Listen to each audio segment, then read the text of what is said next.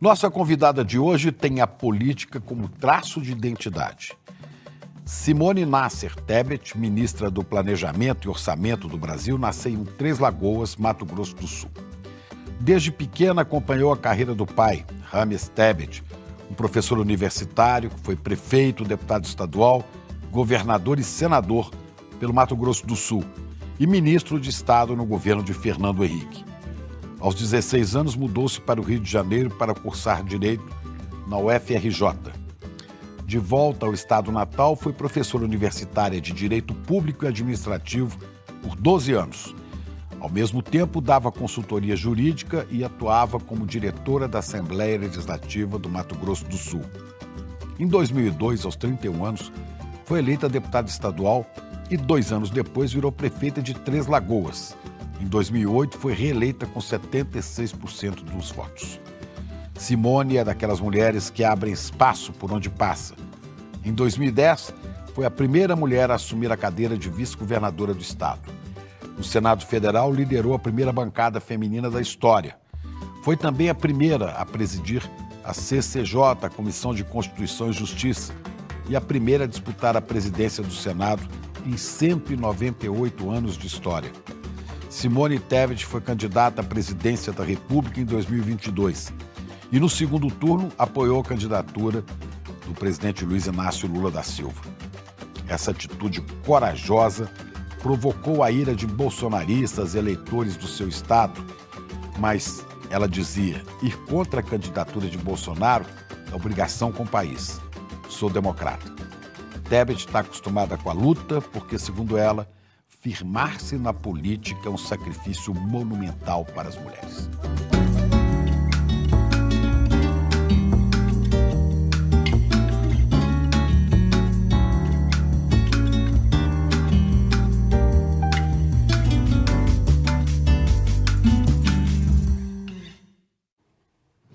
É uma alegria muito grande para nós aqui no ICL receber para essa entrevista a ministra Simone Tebet. Muito bem-vinda ao ICL. Eu que agradeço, Chico, em seu nome, cumprimentar toda a equipe aí maravilhosa que me recebeu tão bem e cumprimentar todos os internautas, aqueles que estão nos acompanhando aí pelas redes sociais. Pois é, você é uma figura cativante, carismática, né? Exatamente por isso tem tanta relevância política no país hoje. Mas eu te pergunto, de onde vem essa paixão pela política? Como é que começa essa história? Você pensava em ser política? É muito interessante, Chico. Assim, primeiro, eu nasci no interior do Brasil. Então, embora um estado que faça divisa com São Paulo, a minha cidade onde eu nasci, ela é dividida, né? Só para atravessar uma ponte eu já estou no estado de São Paulo. Era uma cidade muito pequena, muito pacata. Eu nasci no auge, né, do regime militar, eu sou de 1970. E era uma criança sempre, era muito danada. Daquela que vivia na rua, subia em árvore, brincava com a molecada, andava de bicicleta, queria fugir de casa. Mas, ao mesmo tempo, muito tímida. Eu sou de uma família libanesa, então, assim, família muito rigorosa e tudo mais. Mas meu pai virou prefeito da minha cidade natal quando eu tinha 5 anos de idade.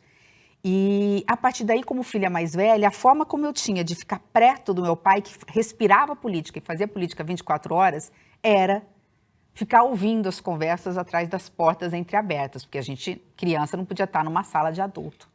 Então, eu respiro política desde pequenininha, ou seja, eu tenho 50 anos em que eu acompanho a política de alguma forma. E tem um fato que eu acho que mudou a minha vida nesse aspecto, que um dia eu tinha 7 ou 8 anos, não mais que isso, porque senão ele já não era mais prefeito, onde ele falou, vamos ali com o papai.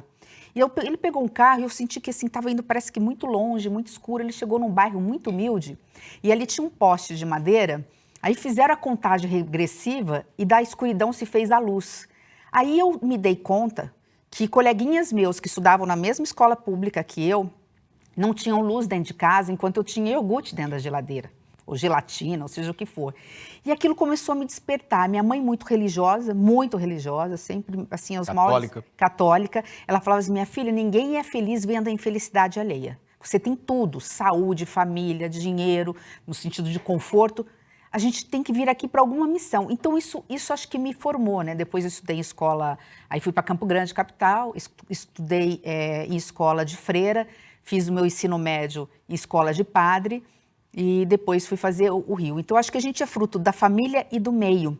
No auge, né, da ditadura, eu fui do movimento das diretas já. Naquela época, né, agora quem estiver nos ouvindo aí foi muito novo, vai falar assim, como assim? Né? Eu tinha 14 para 15 anos, eu pedi autorização para minha mãe para ir para as ruas para lutar por diretas já.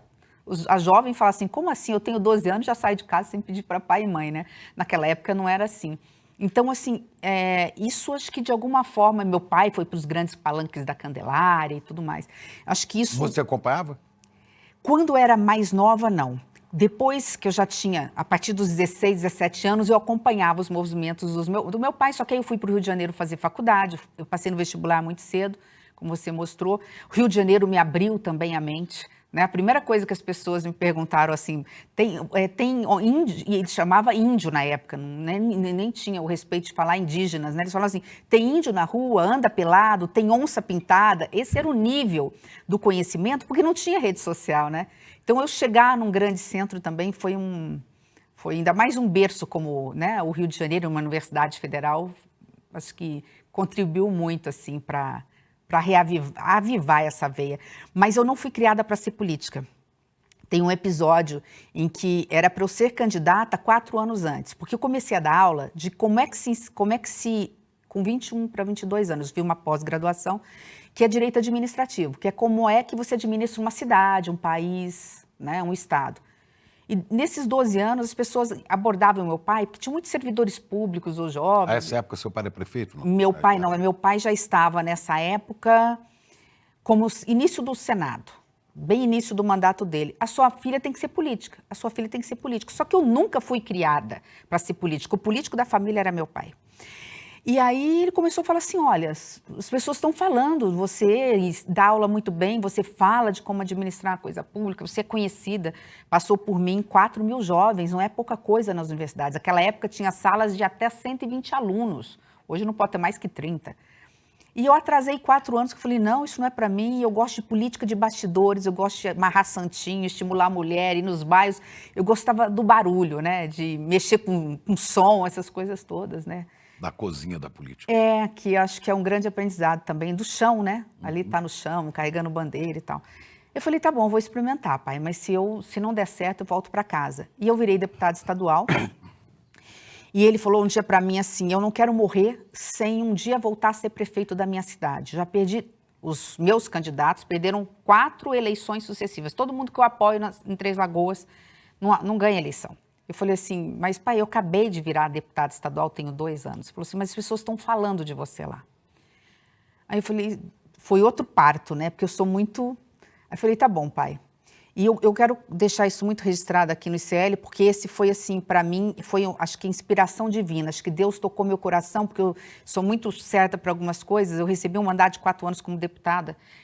Eu não sei o que me moveu a aceitar o pedido do meu pai, porque no dia da minha diplomação, exatamente no dia da minha diplomação, 6 de dezembro, antes de eu tomar posse, meu pai recebeu via fax, naquela época, um laudo de que o câncer tinha voltado na vida dele. Ele já estava há muitos anos sem o câncer, e assim, uns mais de 12 anos sem, mas ele teve um câncer, ele morreu 1 ano e meio depois, Deus já prefeita. Então, acho que de alguma forma, né, eu fiz a vontade, porque ele se sentia realizado, ele se sentia, né, embora ele nunca deu palpite, ele se sentiu realizado, eu consegui fazer alguém prefeito da cidade. E eu acho que isso talvez seja uma das maiores emoções da minha vida política. Ele voltou a ser prefeito através de mim, pelo menos ele viu, né? Ele podia ser candidato? Ele podia ser candidato, óbvio, ele era senador, não ia voltar. Mas não, o fundo era a frase que ele fez, como pai, coração de pai conhece coração de filha, de tocar meu coração, porque ele queria me ver prefeita da cidade. Eu virei a primeira mulher prefeita de Três Lagoas. E fizemos uma gestão tão eficiente, estava no lugar certo, na hora certa, Lula era presidente, e a gente inaugurou a maior fábrica do mundo de celulose. A gente gerou tanto emprego na cidade, que a cidade dobrou PIB, dobrou investimentos. Eu fiz tantas obras. Três Lagoas explodiu, que eu pude ser candidata à reeleição sem sair do gabinete. Porque eu estava com quase 90% de aprovação, não existia rede social, então não é conta de mentiroso, hoje ninguém tem condições de ter isso. E pude ter o privilégio de colocar uma mulher de vice, que depois assumiu, porque depois um outro homem quando eu fui reeleita, me falou o seguinte: eu preciso de você, era o governador, eu preciso de você para ser vice, porque eu preciso da sua região. E eu renunciei ao meio do segundo mandato, eu já tinha um mandato e meio, né? Quer dizer, saí de uma cidade pujante, cheia de dinheiro no orçamento, para ser vice, para cumprir uma missão pelo meu estado, e virei a primeira mulher vice-governadora de Mato Grosso do Sul. Quer dizer, mas uma coisa me chamou a atenção, lá no começo da história, né, quando você viu a luz, né, não só explicitamente a luz que seu pai ligou num poste de um lugar escuro, né, mas o que você viu te tocou na política, né? Você viu ali, escancarada na sua frente, a diferença entre você e aqueles seus colegas que moravam, que eram colegas de escola pública e que moravam né, sem recursos. Porque até então meu pai convidava, eu era pequena, às vezes com 6, 7 anos, para, por exemplo, vamos inaugurar uma escola, só festa, né? Vamos inaugurar um campo de futebol, tinha muito isso. Era só festa, ali não, ali eu vi um choque de realidade muito grande, né?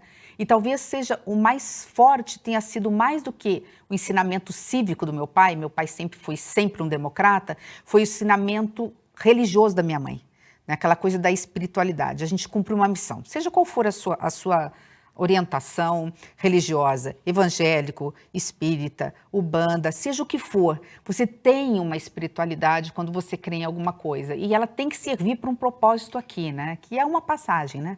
Então, acho que isso mudou realmente a minha vida, porque eu não me esqueço desse episódio. Mas você identificou ali, talvez na minha opinião, o problema mais sério que nós temos no país, que é essa diferença, essa profunda desigualdade, né? Entre quem tem e pode, quem não tem e não pode ser. Aliado, Chico, talvez, a uma coisa que me marcou muito, além da questão da democracia, porque sem ela nós não temos nada. Nós não temos liberdade, nós não temos expressão, nós não temos a soberania do povo poder votar em quem quiser, a alternância de poder, para poder fazer justiça social, que é a grande missão do homem público. Mas ali talvez tenha me tocado da grande responsabilidade que um político tem. E quando ele quer, ele pode fazer.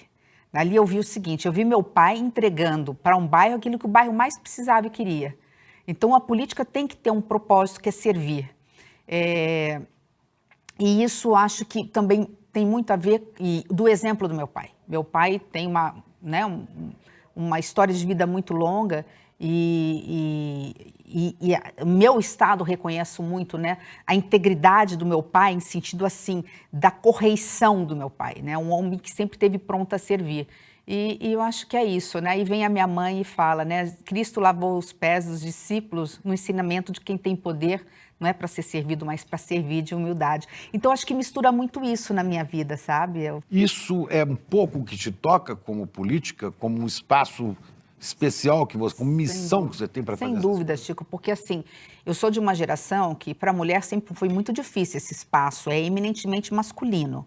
Hoje ainda é, mas naquela época eu tive que mudar a forma de me vestir, a forma de falar, vou tirar o batom vermelho, vou tirar as argolas grandes que eu gostava, não vou usar saia, porque eu quero ser compreendida, né? Eu quero que as pessoas prestem atenção no que eu estou falando, eu não quero receber nenhum tipo de assédio, eu não quero ter nenhum tipo de violência política. Então, assim, eu sou dessa geração. Ao longo dos anos, isso até que foi mudando um pouco, né? Mas ainda temos esse tipo de discriminação. Mas eu vejo isso como uma responsabilidade também. Então, além do servir, do se doar, né, do ter a humildade de saber que a gente é aqui mero representando o povo brasileiro, eu acho que as mulheres da minha geração, e mesmo que vieram depois, têm uma grande responsabilidade com as mulheres. E não estou falando com as mulheres que querem fazer política, com as mulheres das donas de casa, das mães, as operárias, as mulheres chão de fábrica, as comerciantes, as empresárias, em relação a todas as mulheres, que é no sentido de se fortalecer no espaço de poder. Então, veio comigo também uma responsabilidade assim, eu não posso errar, porque o meu erro vai ser cobrado duplamente. Vai ser cobrado como política e vai ser me cobrado como mulher. Então, nesse sentido, eu sempre procurei também ser de alguma forma espelho. Errei milhares de vezes, mas sempre com muita responsabilidade de errar o mínimo possível, né? Então, enfim. Mas como a política pode ser e deve ser um espaço privilegiado para você exercer essa missão, para lutar por mais igualdade, né? Por mais justiça social, ao mesmo tempo que a gente vê ao longo dos anos no Brasil é a política sendo espaço da manutenção de privilégios, né? É a política servindo para que aqueles que são os mais ricos continuem mais ricos e continuem escravizando grande parte do povo. E aí a gente entra num problema mais atual, né? Quando eu fui senadora, fui candidata, fui a primeira mulher em 200 anos de história a ser candidata à presidência do Senado, sabendo que ia perder a eleição. Meu partido ia lançar candidatos, surgiram 3, aí todo mundo viu que ia perder. Você já era MDB, né? Eu já era MDB, a vida inteira eu fui do MDB.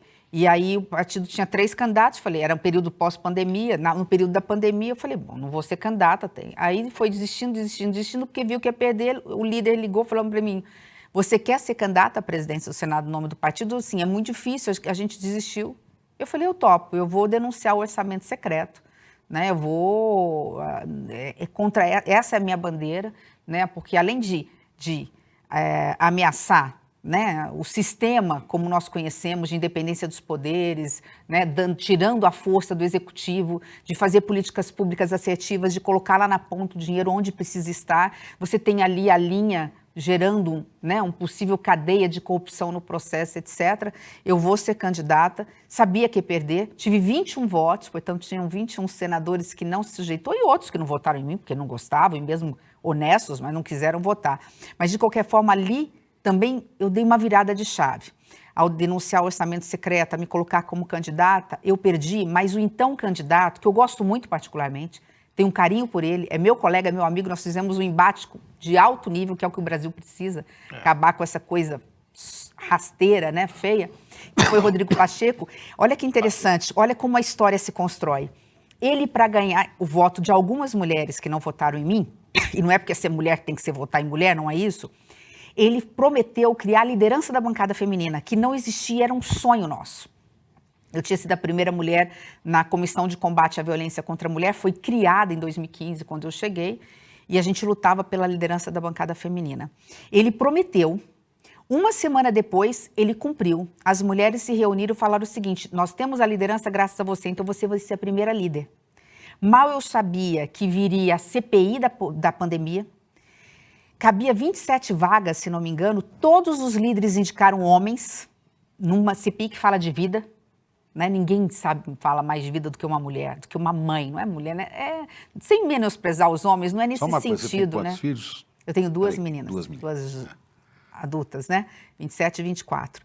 E aí, eu fui como líder da bancada feminina para dentro da comissão, desculpa, exigir que as mulheres tivessem poder de fala. A gente entrou, não tinha no regimento ainda condições, não tinha pelo regimento. Nós chegamos a dizer o seguinte, como é que pode 81 senadores, tem 27 homens, vocês não tiveram a capacidade de escolher uma mulher para estar aqui, nós não temos competência. E o presidente Omar Aziz fez assim, vamos dizer, nos deu assim o privilégio, dito por alguns, né? Seguinte, a cada 5 homens uma mulher fala. Cada 5 homens uma mulher fala. Puxa. Não podíamos votar parecer nem nada. As mulheres brilharam na CPI.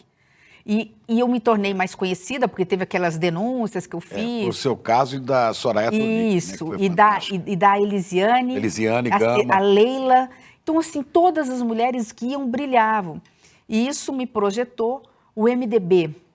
Então, foi criada a liderança da bancada feminina por conta disso, né? O MDB ia rachar, quase 60% do diretório queria para Bolsonaro, 45% queria para Lula. O presidente do partido falou, olha, nós precisamos segurar o MDB não pode diminuir, queríamos que você fosse candidata. Como eu não ia ser candidata a mais nada, porque eu fiz um exercício bem antes de voltar para casa, porque no meu 5º ano de senadora, Bolsonaro presidente, eu comecei a bater muito nas pautas que eu não concordava com ele, né, de misoginia, de armamento na mão da população, eu sou contra, de desmatamento, vamos passar boiada, lembra daquela história toda? Eu comecei a ir muito contra, meu estado é muito conservador, eu falei, eu não vou nem ser candidata ao Senado, porque eu não vou me reeleger. Né? Mas eu tenho minhas convicções, eu não posso depois ter sido deputada estadual, prefeita, reeleita prefeita, vice-governadora, secretária de Estado, senadora, rasgar a minha história, dar um cavalo de pau, porque eu acho que tudo na política tem um limite, e além de tudo do viés antidemocrático, as falas dele. Então, 3 anos antes, me ofereceu que eu seria candidata ao Senado e tal, mas Isso Enfim, quando? isso no primeiro ano do Bolsonaro, 2019. Então, eu já sabia que ia voltar para casa. Então, em 22, né, na eleição, né, um pouco antes, o MDB falou para mim, queria que você fosse candidato a presidente, precisamos segurar o partido. Quem é que veio com essa... Interessante que foi um deputado federal do Rio Grande do Sul, deputado Alceu, em nome do presidente, veio amaciar, né, primeiro, porque assim... E depois veio o presidente do partido falar em nome do diretório. E aí eu saí candidata à presidência da República. A única coisa que eu pedi para ele, eu falei assim, olha, tudo bem, aquele script da televisão lá, eu gravo, teleprompter que vocês chamam, tudo do horário eleitoral. Mas os debates, eu quero liberdade para falar o que eu quiser. Eu não vou ter apoio do MDB, eu não vou ter apoio dos governadores, combinado, porque a sua presença nos debates foi muito... E aí eu tive a liberdade de poder... porque eu não tinha marra. Não tinha um governador de lá, outro governador, não tinha governadores me apoiando. E as pessoas concordando ou não com suas posições políticas ou do partido, né, todos olhar e falar assim, ela fala o que ela está pensando, está sentindo. E aí isso fez com que eu, surpreendentemente, porque eu também não esperava, porque eu não tinha palanque. Chico, eu ia, por exemplo, sei lá, no estado governado pelo próprio MDB, e eu não tinha o apoio do governador. E combinado o jogo. Então, eu só tenho a agradecer.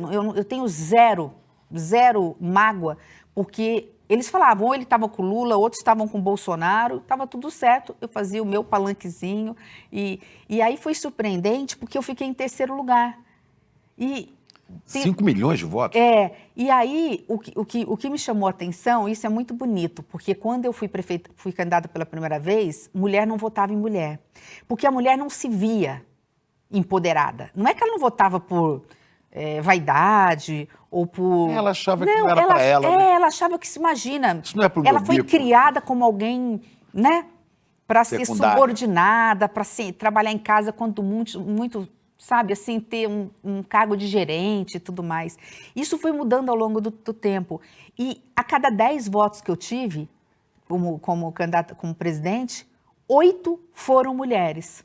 Então, eu tenho termômetro quando eu passo no aeroporto. Eu estou no aeroporto, principalmente em Brasília, que você está mais composto, as pessoas te reconhecem, né? Porque se eu tiver, por exemplo, como nessa foto aí, ninguém vai achar que sou eu. E aí, ela... em cima de um eu estava vendo as belezas maravilhosas do Nordeste, né? E aí, todo mundo pede para foto, é mulher. Quando um homem pede, fala assim, posso tirar uma foto? Porque minha mãe te adora. Posso tirar uma foto? Minha esposa votou em você. Posso tirar uma foto? É para minha filha. É raro o homem falar assim, posso tirar uma foto que é para mim? Sabe assim, no sentido... Então, isso é uma coisa que evoluiu, isso me deixa muito feliz, porque quando você fala em tantas primeiras vezes, né, eu falo assim, que tristeza, né? Em pleno século XXI, o Brasil tem mais de 200 anos de república. Eu tenho sido a primeira vice-governadora do meu estado. Meu estado nunca teve governadora mulher. Primeira prefeita da minha cidade. Primeira senadora? No caso do meu estado, eu fui a segunda senadora. Eu a primeira presidente da comissão mais importante do Congresso, que é a Comissão de Constituição e Justiça. Então, assim, era para eu estar vivenciando com gosto isso, né? Mas me dá uma tristeza, assim, fala assim, gente, como assim? Né? A gente até cita porque não é comum. Mas se as coisas estão melhorando, eu fico muito feliz com isso. Quando é que você conheceu e viu pela primeira vez de perto o presidente Lula? Foi na fábrica de celulose em Três Lagoas, eu prefeita e ele presidente da República. Aí depois, outras vezes, nos episódios, né? Mas o presidente Lula tem uma coisa... um bom relacionamento com ele. Eu era uma oposição muito responsável. Meu pai sempre, né, ensinou que a política você faz com a grandeza do equilíbrio, né? Você nunca tem adversários e nunca você tem... Isso até Bolsonaro, você pode né? ter adversário, você não tem inimigo. Você não tem nunca uma pessoa ou um governo 100% ruim, até Bolsonaro aparecer, mas enfim. Então, meu pai sempre fala... E meu pai sempre foi de defender os projetos relevantes, e mesmo do presidente Lula, e tinha uma boa relação com o presidente Lula, tinha uma boa relação... e eu sempre eu era líder da oposição, é interessante, eu comecei como deputada estadual, eu era líder da oposição do primeiro governador do PT do Brasil, que foi o Zeca do PT. E era com uma urbanidade tão grande que depois, assim que eu assumi a prefeitura, nós fomos juntos para os Estados Unidos trazer a fábrica de celulose. Então eu estava assim, comentando essa coisa do processo aí do próprio presidente, que é uma coisa interessante que eu acho que o seu presidente falou de mulher que eu preciso contar.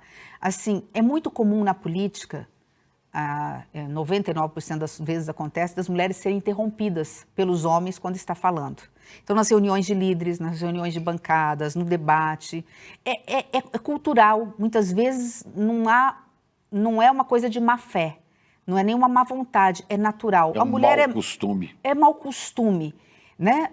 E então é uma questão de educar. A gente tem falado, tem melhorado muito. Então a minha vida inteira eu fui interrompida. Acho que é por isso que eu falo tão rápido.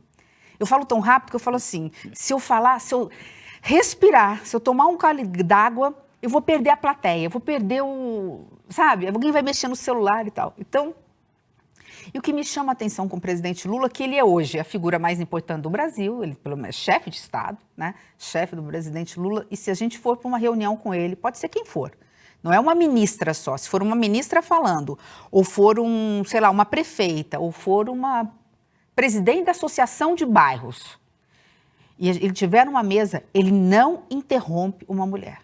Eu chego lá, às vezes eu vou explicar, falar, presidente, estou aqui para explicar o pré-projeto do orçamento, porque ele acompanha tudo, né? Às vezes eu falo por 5 minutos para explicar a tabela e tal. Aí quando eu termino de falar, ele começa a perguntar e eu começo a esclarecer. E isso é uma coisa extraordinária. Eu estou falando de um homem de uma outra geração, que essa de 20, 30, 40 anos. Eu estou falando de um homem que já é pela 3ª vez presidente da República, né? E que dá espaço de fala para as mulheres, independente delas terem poder ou não ter poder. Isso é de uma grandiosidade, isso não se explora muito, né? Porque eu acho que são esses valores que estão faltando na humanidade, está faltando no Brasil.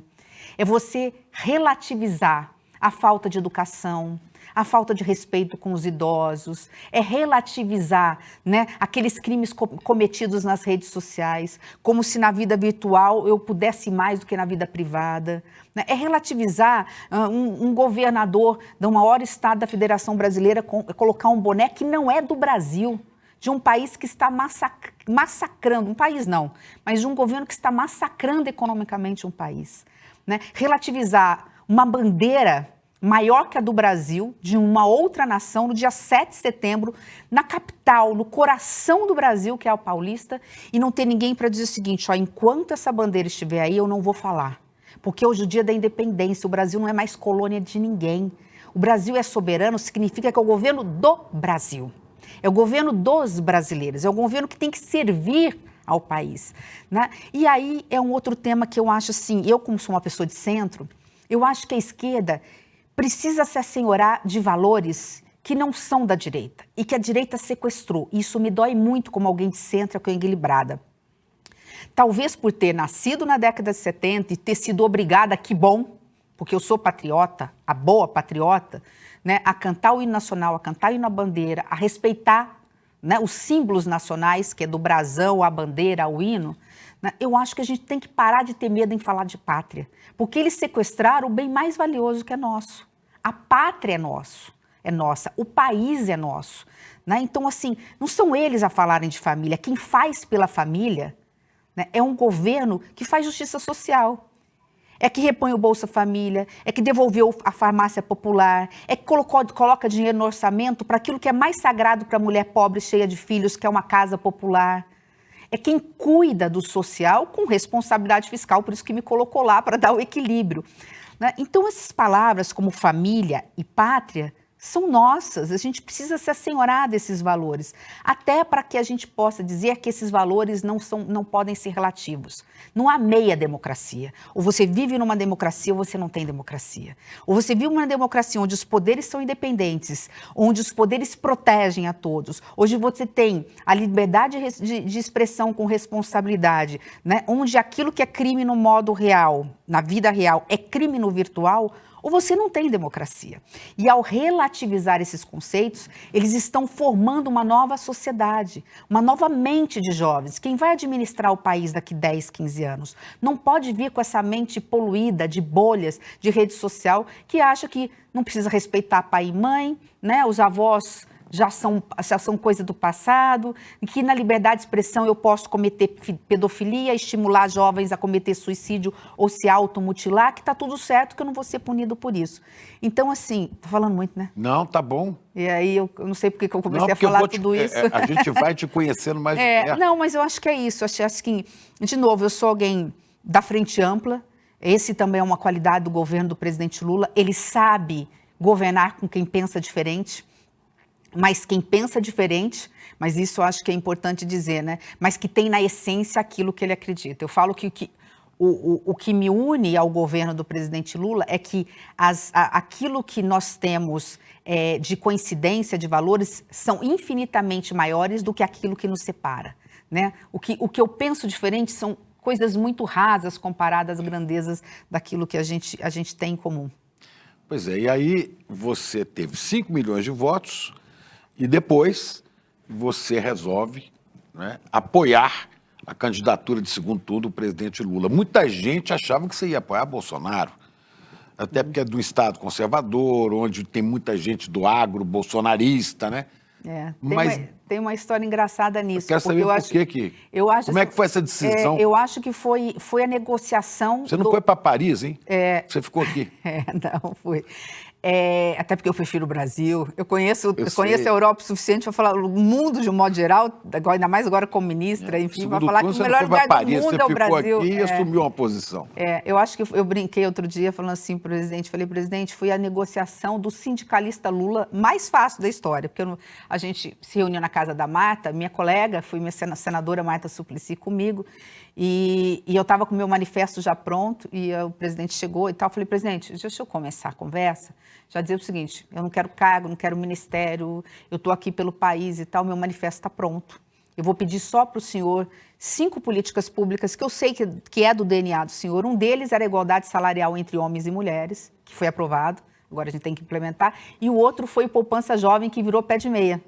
Que era um projeto meu de... E os outros 3? Né? Aí teve erradicar a fila da pandemia, criar um caixa para zerar a fila de exames e cirurgias da pandemia, né? Um ministério mais plural de, né, homens, mulheres, pessoas com deficiência, igualdade racial, enfim, aquilo que eu já tinha me comprometido. Mas, enfim, só que um dia antes, pediram para o meu marido vir para São Paulo. Seu marido é deputado, né? Meu marido que era deputado. Ele não é mais deputado? Hoje ele é chefe da Casa Civil do governador de Mato Grosso do Sul. E aí falou, olha, né, tem um recado para você, vão te ligar, uma grande autoridade e tal, lá na sede do MDB, e me ofereceram 2 ministérios. Primeiro ofereceram um, Ministério do MAPA, né, para apoiar o lado de lá. Eu disse, olha, eu não estou aqui por cargo. Tá? Se eu fui candidata sabendo que ia perder para presidente, eu estava pronta para voltar para casa, eu não vou aceitar ministério. No outro dia mandaram uma pessoa de Brasília, não posso dizer quem é, mas um grande ministro e tal, para falar comigo, me oferecendo o MEC, o Ministério de Educação e Cultura, com porteira fechada, aquela coisa. Eu falei, olha, eu não negocio valores, porque o segundo turno não foi exatamente... Um dia depois da eleição, do primeiro turno. Do primeiro turno. Do primeiro turno. Te ofereciam para você apoiar. Apoiá-los, né? Aí eu falei, acho que eu já dei todos os sinais ali nos debates e tal, né? E aí, no outro dia, eu fui conversar com o presidente. Interessante, porque o meu manifesto constava que eu não ia aceitar ministério, que era a forma de eu dar legitimidade ao apoio do presidente. Eu achava que com isso eu conseguiria dar mais voto para ele, dizendo no manifesto, olha, eu estou independente do cara. O presidente ouviu. Eu, assim, fiz uma fala muito rápida, né? Ele só falou o seguinte, antes da gente começar a conversa, eu queria só que você não falasse que você não vai aceitar ministério. Eu falei, mas presidente, eu não vou aceitar. Ele falou, mas não coloque, porque na política a gente nunca diz mais do que precisa dizer. Depois a gente conversa. E depois, eu não coloquei, mas eu falei para o meu marido, estou voltando, não sei o quê. Resumo da ópera, Chico. Ele chegou a falar de ministério, voei com ele, me deu um envelope com o nome do ministério, que é o Ministério do Planejamento e Orçamento. Falei, presidente, hoje já é dia 23 de dezembro, eu não quero empacar, acho que o senhor tem que escolher. Ele falou, não, vai passar o Natal com a sua família e depois a gente conversa. Dia 27 de dezembro, meu marido me deixou no aeroporto. E meu marido falou assim para mim, foi uma eleição tão polarizada, a diferença foi, ele até que falou 0,9, porque no mano a mano foram 900 mil votos, 1.800.000, foi 900 mil votos, 1 milhão de votos. Ele falou, você acha que sua missão com o Brasil está cumprida? O país não está pacificado, Simone. Isso antes de 8 de janeiro, né? Foi 27 de dezembro. Eu falei, já decidi e tal. Eu dormi. E no outro dia falar com o presidente. Eu não sonhei com meu pai. Eu não lembro de ter sonhado. Se sonhei, ficou no meu inconsciente. Eu sei que eu acordei e na hora que eu estava lá me aprontando, eu me lembrei de um episódio do meu pai que me fez decidir aceitar o ministério. Meu pai tinha acabado de assumir o Ministério da Integração Regional do Fernando Henrique. Só tinha 4 meses de ministro. O Jader cai enquanto presidente do Congresso, era do MDB. Não sei se Sarney e Renan estavam pensando em ser candidatos, viram ali que numa divisão não daria certo. Fernando Henrique pede para o meu pai pedir exoneração do ministério para ser candidato a presidente, porque ele era senador, para ser candidato a presidência do Senado. Ele falou, olha, Ramos, eu acho que só você dentro da bancada tem condições, foi meu ministro e tudo mais, e assim mesmo vai ser uma eleição difícil. Meu pai passou o final de semana sem dormir. E agora o Estado nunca teve ministro, né? Agora estou bem no ministério. O presidente não me cobrou, mas ele fez um pedido tal. Quando ele foi embarcar, ele falou, passou assoviando tal. Falei, e aí, pai? Falei assim, não. Ele falou assim, não, eu vou renunciar, claro, pedir exoneração e vou concorrer à presidência do Congresso. E eu perguntei para ele assim, o que te fez decidir? Porque eu vi meu pai muito angustiado, sexta, sábado, domingo. Ele falou, minha filha, isso era da década de 90, final de 90, menos de 10 anos da redemocratização do Brasil. Ele falou assim, minha filha, para um presidente democraticamente eleito, a gente só diz não se o pedido não for republicano. Ou seja, o que ele quis dizer? Eu não tenho o direito de dizer não para um presidente que foi eleito democraticamente, a não ser que o pedido seja de corrupção. E é um pedido republicano. Né? Claro que era um pedido republicano, né? E ele falou, e eu acordei, Chico, com essa coisa interessante, né? Assim, não sei se tem a ver. Seu pai te visitou. Eu não posso mentir para dizer, porque eu não lembro, eu não sonhei com isso. De alguma maneira te visitou. Eu lembrei, acho que são os valores que ficam conosco, né? E é isso, por isso que eu falo, né? Eu falo assim, a gente não precisa voltar à história da organização, como que é? O SPB, né? Aquelas coiseiras lá da época. Mas a gente precisa ter nas escolas, nas universidades, a discussão mais aberta sobre política, né? Sobre esses valores, né? Teve um detalhe na sua história aí que me chamou a atenção, logo no começo, né? Primeiro, essa questão da desigualdade, e você descobrir que tem pessoas que são seus coleguinhas e que não tem nenhum conforto, né? Quando você foi levar a luz. Mas aí me chamou a atenção, seu pai era prefeito de Três Lagoas, né? Uma pessoa com recursos, e você, filha do prefeito, não estava na escola particular, você estava na escola pública, onde você convivia com esses coleguinhas. Eu fui para a escola privada no Fundamental 2 quando eu fui para a capital. Sim, mas lá na sua cidade você estava frequentando a mesma escola. Escola Estadual Afonso Pena. Isso muda muita coisa na cabeça, muda, na formação. Muda. Eu me lembro que assim, o cheiro da merenda era muito bom. Eu me lembro disso. Era muito bom da escola.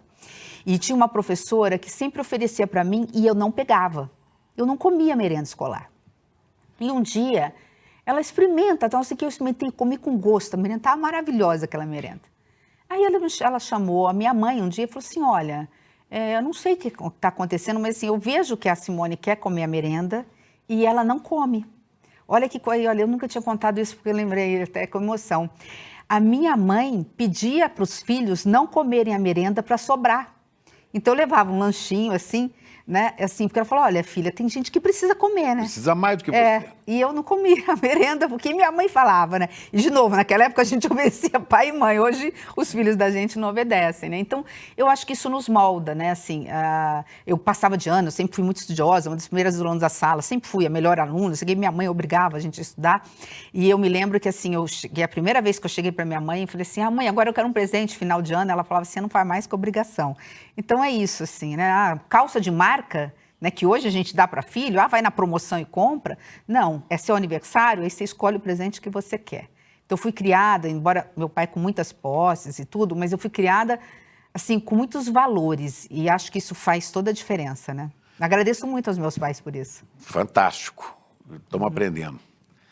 E o presidente Lula, então, te chama para ser ministra. Ele já te falou ministra do Planejamento? Ele colocou num envelope, né, assim, falou para... E aí ele me convidou para ser ministra do Planejamento e Orçamento. De cuidar do orçamento desse país, que é uma coisa dificílima. E porque ele gosta desse equilíbrio, né? Ele sabe que para fazer social a gente precisa um pouco de responsabilidade fiscal. Você não precisa fazer superávit, não é para pagar juros, mas você precisa ter as contas em ordem, porque se você gasta a mais do que você arrecada, você cria um clima de insegurança no país e faz com que o Tesouro, caso Haddad, tenha que emitir título para se endividar. E ao fazer isso, né, o câmbio fica desvalorizado, o dólar sobe. Quando o dólar sobe, quem paga o pato é o mais pobre com o preço no supermercado.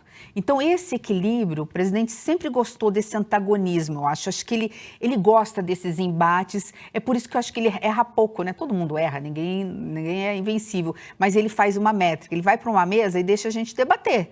Então, às vezes eu não concordo com o Haddad, não é comum, mas... Ele ouve muito. Aí o Haddad não concorda comigo, aí eu não concordo com a Esther, aí a gente, né, tem embates com a Casa Civil e vice-versa. Às vezes eu estou certa, às vezes eu estou errada, não é isso, a gente discute.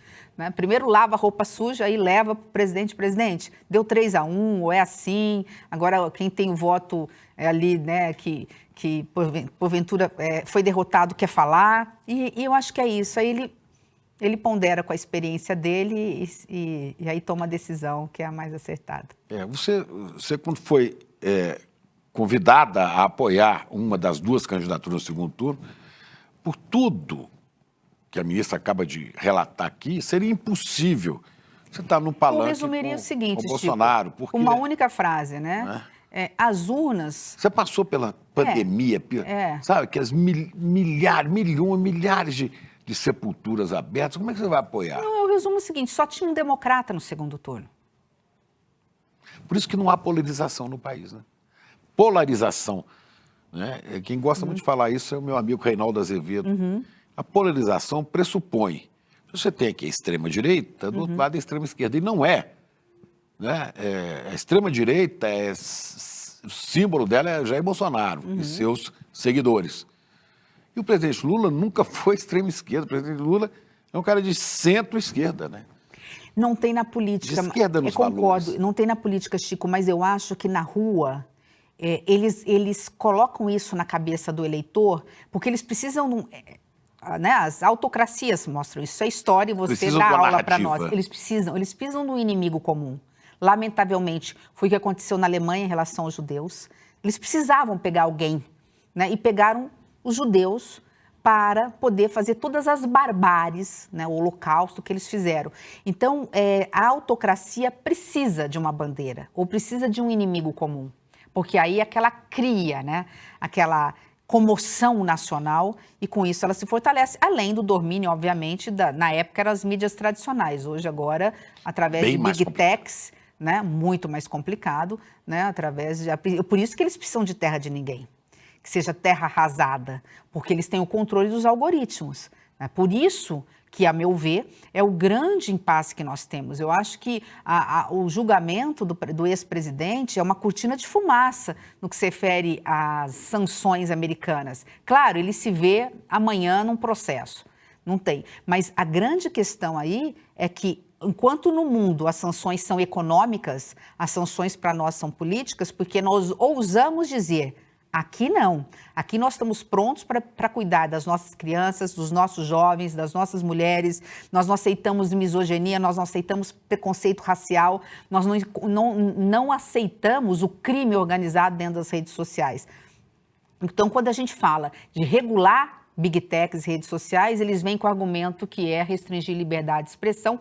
Por quê? Porque as big techs, eu não preciso avançar nessa história, né? Além de tudo, financiadores de campanha e é terra onde eles fazem, onde a extrema-direita consegue entrar. Por quê? Porque eles mentem, eles não têm responsabilidade nenhuma, então eles podem inventar e fazer o que quiser, né? Mas, enfim, acho que o Brasil, nesse ponto, está dando exemplo para o mundo de resistência, né? A gente só precisa continuar assim. Resistência com equilíbrio, sem radicalismo, fazendo o que o presidente está dizendo. Olha, eu defendo a soberania do país, mas não vou sair da mesa de negociação. Eu nunca saí da mesa de negociação, é que eu não tenho com quem negociar. Eu não tenho nenhum secretário de Estado americano para negociar, mas eu quero negociar. Tem nem embaixador no Brasil? Não tem. Que é um... Mas muitos... Agora, esse é um tema que a gente tem que, assim, tranquilizar a população, né? Eduardo já deve ter falado aqui quantas vezes no ICL, né? Esse que é um dos maiores economistas hoje, né? Eduardo do Moreira. Brasil, isso. O Eduardo, não sei se chama Eduardo Moreira, né? Mas enfim. Moreira, o Edu. Porque eu tenho muitos Eduardos na minha vida, inclusive meu marido Eduardo, minha filha Eduarda, minha irmã Eduarda, tio Eduardo, então você me fala de Eduardo. Mas enfim, por sorte, né, o presidente Trump não foi reeleito numa sequência, teve um gap. E nesse gap o mundo se organizou.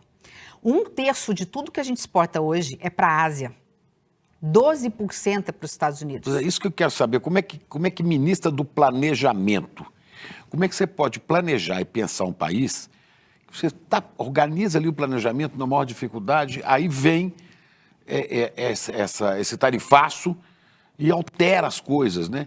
Como é que dá para levar isso? Senta na mesa, né? Aquilo que é de efeito imediato, a gente toma as medidas com um grupo de ministérios, né?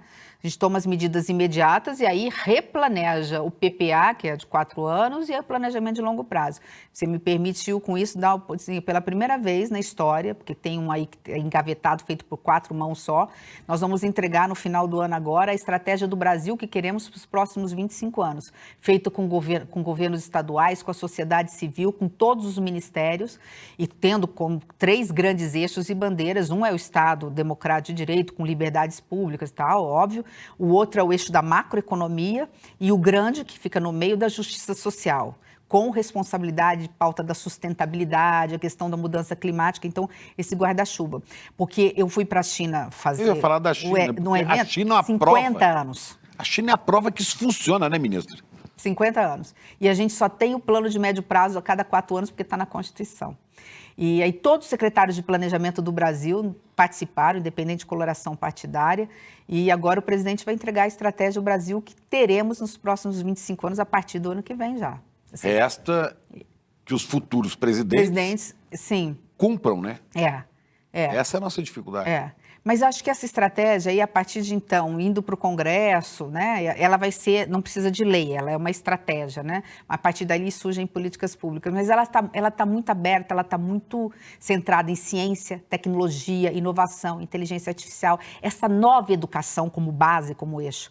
Eu preciso da matemática, do português, 2 mais 2 são 4, da história, mas eu preciso colocar a ciência no centro de tudo, a tecnologia, a inovação, né? Então, assim, dá para planejar, e a nossa sorte é que o Brasil está com uma economia com mais diversidade de produção, tanto do agro, quanto da agroindústria, quanto da indústria, e ao mesmo tempo com mais diversidade de parceiros. 1/3 é Ásia.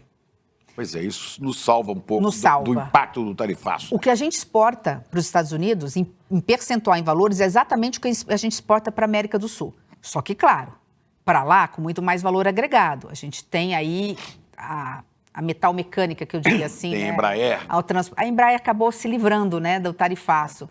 Hoje saiu, essa semana passada, aliás, saiu a questão de que ele zerou de novo a tarifa da celulose, que estava impactando o papel higiênico, o lenço de papel, estava ficando 10% mais caro. Então, ele já zerou celulose. Eu acho que em breve fará isso com café, com a própria carne, porque está impactando lá. De laranja. Né? O suco saiu. O suco já saiu. Já saiu. Então, assim, e nós conseguimos, por conta disso, na parte, pelo menos do agronegócio, com exceção dos pescados e algumas frutas, a gente já conseguiu redirecionar. Tem um estudo do IPEA que vai ser divulgado. Tem já um estudo, eu não vou nem falar, porque esse só eu que sei, mas deixa primeiro o presidente ter acesso a ele, o vice-presidente, porque eles acabaram de me passar, o IPEA fica sobre o meu ministério, mas então eu vou falar de um outro que saiu do mercado, tá? Do setor privado, que é parecido com o nosso, com algumas... O impacto para o PIB, né, brasileiro, do tarifaço, não dá 0,2%. 0,2%, 0,3%. E o impacto no desemprego é menor ainda, e tem um pequeno alívio inflacionário. Um pequeno alívio por quê? Porque se você não vende lá, abarateia um pouco aqui. Tanto que saiu essa semana passada, saiu agora o quanto durante o ano, este ano, caiu o preço do tomate, do café, do arroz. O arroz caiu muito comparado pós-pandemia agora, né? Do ovo, então, é até mais antigo, mas isso. Não, porque a carne já foi redirecionada, né? E a carne tem um problema, e eu peço, assim, a atenção dos nossos 3 maiores campeões de produção né, de carnes no Brasil, né, que deixa um pouquinho mais de carne aqui no Brasil, barateia um pouquinho, porque o quanto eles exportarem, eles conseguem exportar. Então, vender em dólar para eles é mais vantajoso, mas bem que podiam pensar um pouquinho mais de deixar uma reserva maior para cair um pouquinho o preço da picanha, da costela, enfim. O povo brasileiro gosta muito de carne vermelha, né? Quer dizer, a gente deve ter a previsão do PIB para esse ano, um PIB razoável, 2 Já estão prevendo 2,2. Pode chegar até a 2,5, É isso que eu ia falar. Não havendo novas sanções, tudo mais constante, né? A economia eu aprendi, sou advogada, né? Mas enfim, eu entendo de economia, mas eu não sou economista, né? Tudo mais, mas a minha equipe toda é maravilhosa. Eu acho que isso dá uma boa, porque o Haddad ajuda também. Também, né? Eu falo que eu falo assim que eu sou universitária lá eu falo que é estudante universitária lá na Fazenda. Mas de orçamento agora eu já tenho que ter cátedra, né? Já sou doutora, porque 3 anos também tem que ter aprendido, né? Mas eu estou falando isso tudo porque você fez a pergunta do impacto do isso. tarifaço, a gente está... tudo mais do PIB, tudo mais constante. Hoje o mercado fala em 2,2, mas a nossa equipe já está traçando algo em torno de 2,4, 2,5. E aí é um dado interessante. 3 anos consecutivos. A média dos últimos 40 anos de crescimento do PIB é 1,2. O Brasil, voo de galinha, cresceu 1,2 ao ano nos últimos, vamos supor, 30 anos, né? Tirando os 3 anos do presidente Lula agora. Só nesses 3 anos do presidente Lula, a gente chega a quase 10. Pois é uma coisa que fica na cabeça da gente. O crescimento do PIB é gigantesco. O desemprego cai ao mais baixo índice. A inflação está sob controle. São inúmeros, saímos do mapa da fome, né? São inúmeros indicadores de avanço do país. E por que diabos esse negócio ainda não está assumido pela população brasileira como patrimônio dele? Isso é uma conquista dos brasileiros, né? Por que isso não chega no povão, vamos dizer assim? Eu acho que a eleição foi uma eleição muito difícil, né? Assim, nós fomos vencedores num país muito dividido, eleitoralmente falando, politicamente falando. Familiarmente falando. E aí que eu ia entrar. E paralelo, né, uma lavagem cerebral, eu diria assim, da extrema-direita no Brasil, mudando valores, né, contaminando certos setores, inclusive religiosos, né, colocando algumas pautas de costumes acima de qualquer outra coisa e criando fake news, que é aquela coisa de tanto, né, de tanto você falar uma mentira, acaba, se você não contradizer, tornando verdade. Não preciso ir muito longe, né? Até hoje, isso eu vi aí por vídeos na Paulista, tem pessoas que acreditam que o Lula já morreu ou que está em outro lugar, que tem 1, 2, 3 sósias, que os ministros supremos já foram trocados. Então, quem acredita nisso e manda celular lá, e luz de celular para o céu pedindo para que a ajuda extraterrestre venha, né? Quem acredita nisso, acredita em qualquer coisa, então não vai acreditar nunca. Você vai morrer falando que a inflação está sob controle, que nós não temos mais, saímos do mapa da fome, né? Que tem o menor índice de desemprego, que ele fala assim, primeiro que ele não acredita, segundo que ele fala isso para mim não interessa. Mas tem uma grande parte da população que não é fanática a esse ponto, né? Mas está contaminada por uma pauta de costumes que até hoje acredita, por exemplo, que o presidente Lula é abortista. O presidente Lula, além de tudo, né, além de, assim, ele não prega isso, ele nunca apresentou um projeto desse, ele nunca falou sobre isso. Então, como isso é uma coisa, assim, muito cara para um segmento da população brasileira, né, e que eu respeito, eu acho que a gente tem que respeitar, né, que a população é conservadora em valores, a gente não tem que brigar com ela, a gente tem que dialogar, são coisas muito distintas. Eu acho que tudo tem seu tempo para avançar. A gente não pode achar que é dono da verdade. Se eu digo que 70% da população brasileira, eu sei que vai ofender, acho que ouvido o que eu vou dizer, mas se mais de 70%, acho que é 80% da população brasileira é contra o aborto, salvo no caso os previstos em lei, então vamos dialogar, Vamos discutir, vamos deixar esse assunto para a população brasileira discutir. Se eu trago isso para a política, aí sim, eu radicalizo, eu polarizo, eu coloco uma pecha, muitas vezes, num presidente que não tem, né, ou nem tem essa percepção. Mas essa extrema-direita quer colocar isso. É porque isso, Então, eu acho que... E aí, essa extrema-direita sequestra. Então, assim, acho que essa é a grande razão porque o presidente, dessa vez, ainda não colhe os frutos dos avanços, né? Assim, diferente do Lula 1, do Lula 1 para o Lula 2, né? Do Lula 2, quando elegeu o presidente Dilma, que estava, né? Assim, ele estava no auge, no Lula 2. Então, acho que essa é a grande... E quem vier pela frente ainda vai levar, talvez, aí umas 2 eleições, não 2, numa... Até 30, com certeza, está essa chamada polarização, que a gente chama, né, para facilitar. E pós-30, ainda vai ter uma sociedade dividida a depender da coragem que nós tivermos para fazer as mudanças que precisamos fazer dentro do Congresso Nacional. Acho que a eleição mais importante do Brasil passa pela eleição do Senado Federal. É ele que vai ser o guardião, efetivamente, da democracia. Não é só da Constituição, mas da democracia. Porque é ali que se você pode empichar, né, um presidente da República, é ali que você pode avançar ou não com o processo de impeachment de um ministro do Supremo Tribunal Federal. Você pode ser candidato ao Senado? Está no seu horizonte? Posso ser candidata. Eu estava, de novo, achando que ia ficar... Eu falei para o presidente já. Falei, presidente, se o senhor precisar de mim até 31 de dezembro de 2026, eu fico os 4 anos. Né, me proponho, eu sou ministra, né, eu não discuto eleição antes do ano eleitoral, mas já coloquei. Mas ele já falou, olha, ele veio com esse argumento, a eleição mais difícil e mais importante do Senado é do Senado Federal. E nós precisamos de pessoas democratas e tudo mais. Então, ele falou assim, vamos aguardar pesquisas, mas eu acho que talvez assim, seria interessante você ser candidata.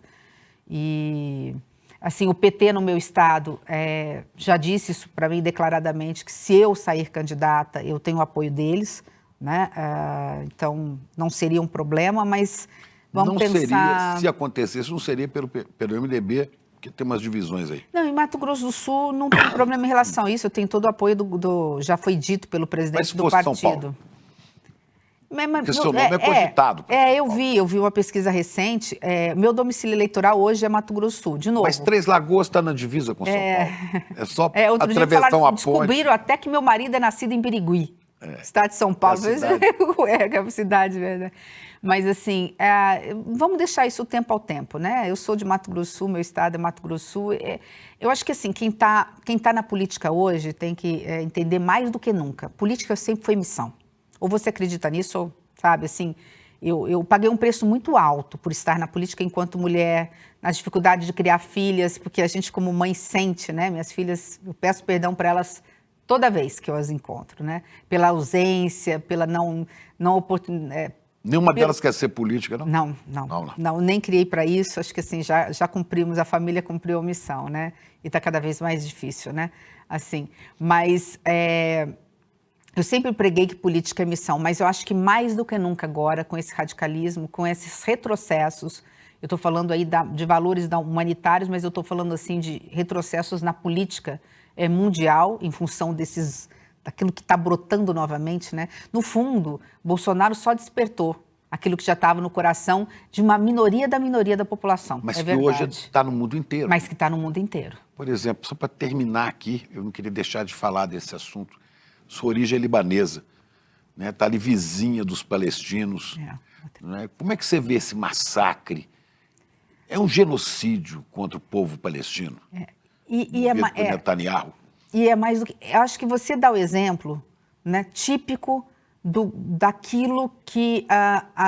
do câncer que hoje viraram as redes sociais sem regras. Né? Eu acho que hoje a grande arma que se tem e que mata, e que gera retrocessos, e que muda e que está mudando a mentalidade de uma geração, que ao invés de evoluir, está evoluindo, é o espaço do mundo virtual. Ali se produz fake news, ali se muda a mentalidade. Eu não sei o que pensa hoje a comunidade israelense em Israel. Se está concordando ou não concordando. Mas a política da comunicação que é feita, ela manipula a mente, né, de um país ou de uma nação.